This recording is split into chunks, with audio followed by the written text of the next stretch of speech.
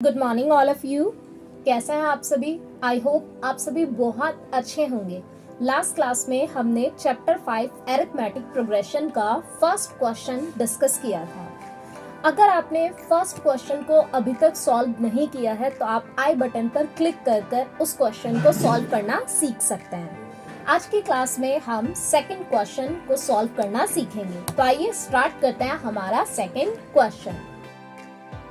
देखिए हमारा second question क्या है, मोस्ट इंपॉर्टेंट क्वेश्चन है, अक्सर एग्जाम्स में पूछा जाता है। Determine the AP whose third term is 16 and seventh term exceeds the fifth term by 12। देखिए क्वेश्चन में ही आपका आंसर छिपा हुआ होता है, तो आपको सबसे पहले अपने क्वेश्चन को बहुत ही अच्छे तरीके से रीड करना है। तो जैसे ही आपने रीड किया तो आपको क्या समझ में आया? Determine the AP. आपको एक एपी को फाइंड करना है, मतलब A1, A2, A3 जो एपी है उसका first term, second term, third term, fourth term क्या है, right? Whose third term is 16। आपको उस एपी का थर्ड टर्म गिवन है 16। सो थर्ड टर्म को हम किससे डिनोट करेंगे? A3 से। A3 आपका कितना है? 16, right? And seventh term exceeds the fifth term by 12। और जो आपका सेवंथ टर्म है वो आपका फिफ्थ टर्म से 12 ज्यादा है। एक्सीड का मतलब क्या होता है? ज्यादा। मतलब जो सेवंथ टर्म है वो आपका फिफ्थ टर्म से कितना ज्यादा है? 12। तो अगर कभी भी आपके पास एक्सीड लिखा हुआ आएगा तो आप कौन सा साइन लगाएंगे? Plus, right? तो हमारे पास थर्ड टर्म कितना है? 16। थर्ड टर्म को हमने किससे डिनोट किया? A3 से। और सेवंथ टर्म क्या है आपका? फिफ्थ टर्म से कितना ज्यादा है? 12, राइट? नाउ A7 को मैं लिख सकती हूँ A प्लस 6D। A5 को मैं लिख सकती हूँ A plus 4D plus 12। Now A से आपका A हो गया cancel. 6D is equal to 4D plus 12। अब हम D को एक तरफ कर लेते हैं, यहाँ पर 4D प्लस में है, this side minus. 6D minus 4D is equal to 12। 6D में से आपने 4D सब्ट्रैक्ट किया, 2D is equal to 12। Now D की वैल्यू आपके पास आ जाएगी, यहाँ पर देखिए 2 मल्टीप्लाई है, डिवाइड 2 6 12। ये आपके पास D की वैल्यू आ गई है कितनी? 6। देखिए किसी भी एपी को फाइंड करने के लिए आपके पास दो चीजें होना बहुत ज्यादा जरूरी है। पहली चीज A और दूसरी चीज आपका कॉमन डिफरेंस, राइट? और कॉमन डिफरेंस को हम किससे डिनोट करते हैं? D से। पहली चीज आपके पास A होनी चाहिए और दूसरी चीज आपके पास D होनी चाहिए। A का मतलब आप समझ रहे हैं, फर्स्ट टर्म। तो अगर कभी भी आपके पास ऐसा क्वेश्चन आता है जिसमें आपको एपी फाइंड करनी होती है तो आपको सबसे पहले A और D को फाइंड करना होता है।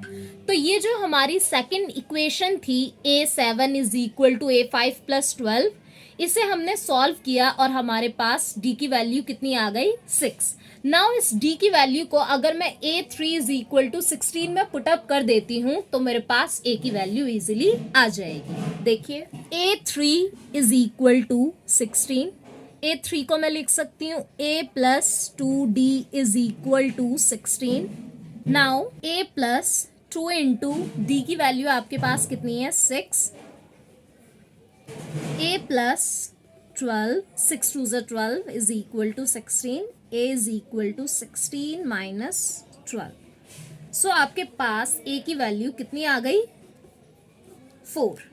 Now अब आपके पास A भी है और D भी है। फर्स्ट टर्म आपके पास कितना आ गया? 4 एंड कॉमन डिफरेंस आपके पास कितना आ गया? 6। अब हमें AP बनानी है। अब देखिए फर्स्ट टर्म हमारे पास A कितना है? 4। सेकेंड टर्म को हम किससे डिनोट करते हैं? A2 से। A2 को हम लिख सकते हैं A plus D। 4 plus 6 is equal to, now third term A3 को हम लिख सकते हैं A प्लस 2D। A है आपका 4 plus 2 into 6, so 4 plus 12 is equal to आपका 12 और 4 कितना आ गया 16, राइट।